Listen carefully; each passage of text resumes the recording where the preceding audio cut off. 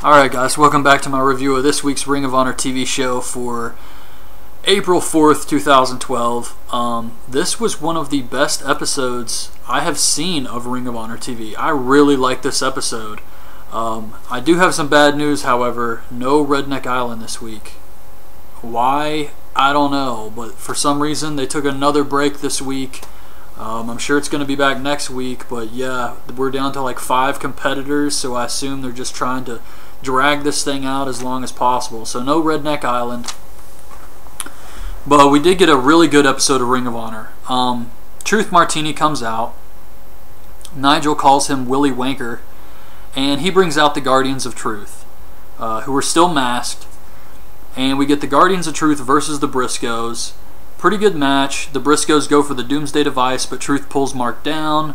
The Guardians go for a double suplex, but Jay gets in, and he gets a roll-up on one of the Guardians, gets the win. They start brawling after the match, and then Roderick Strong and Rhino come into the match, and they start beating up Mark. The Guardians hit a powerbomb into a top rope leg drop on Jay, and they're just destroying the Briscoes. Michael Elgin walks down to the ring like he's going to help because he is technically part of the House of Truth. However, he just turns around and leaves because he's turning babyface. So the House of Truth is destroying the Briscoes, and all of a sudden Coleman, Alexander, Lethal, and Cole come to help the Briscoes, and the House of Truth leaves. This was awesome. This was a great way to start the show. And I really like how it all just broke down. The House of Truth finally acted like a unit. You know, Rhino has never really helped. I know Truth Martini pays... I mean, I know this is kayfabe here. But I know that Rhino works for money, and he hasn't really done anything to help the House of Truth. Roderick makes sense, though. And for them to come out and help the Guardians really makes them look like more of a heel stable. And I'm very, very happy with that. So the way it all broke down was great. Maybe we can get a big House of Truth versus Lethal, Cole, the Briscoes. Maybe something like that in the future. But I really like this. We get a Jay Lethal promo about how he should be the next one to get a shot at Steen.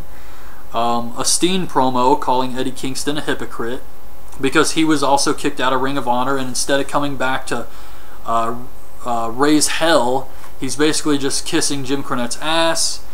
And then we go back to the ring where Kevin Kelly does an interview with Eddie Kingston, and this was an awesome promo.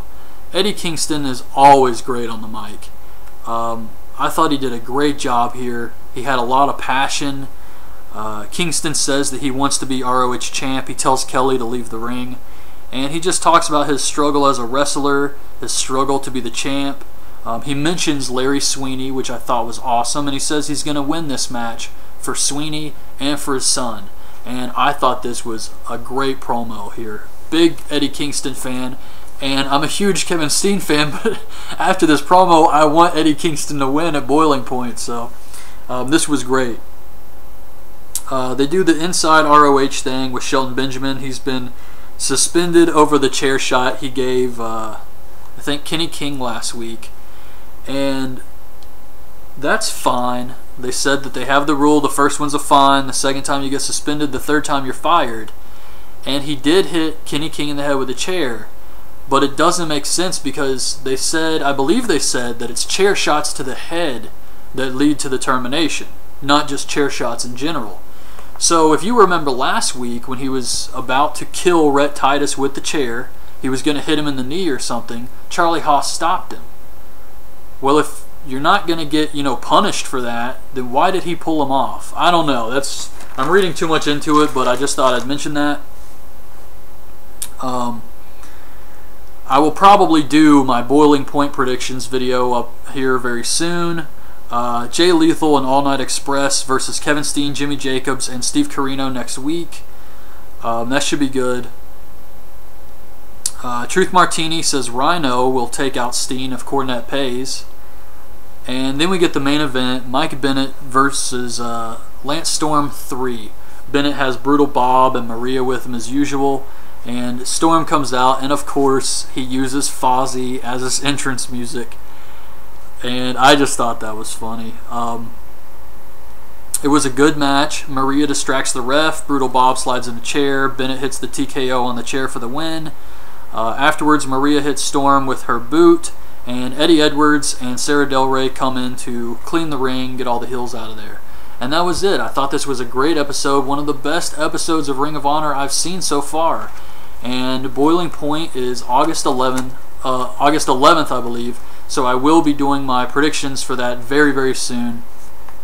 I just want to throw that out there, and I think most of the card has already been decided. So yeah, I should be able to do those soon. And that's it, guys.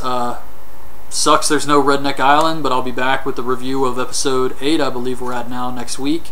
And that's it. So I hope you guys liked the review. Leave your thoughts on this week's episode of Ring of Honor in the comments below, and thanks for watching.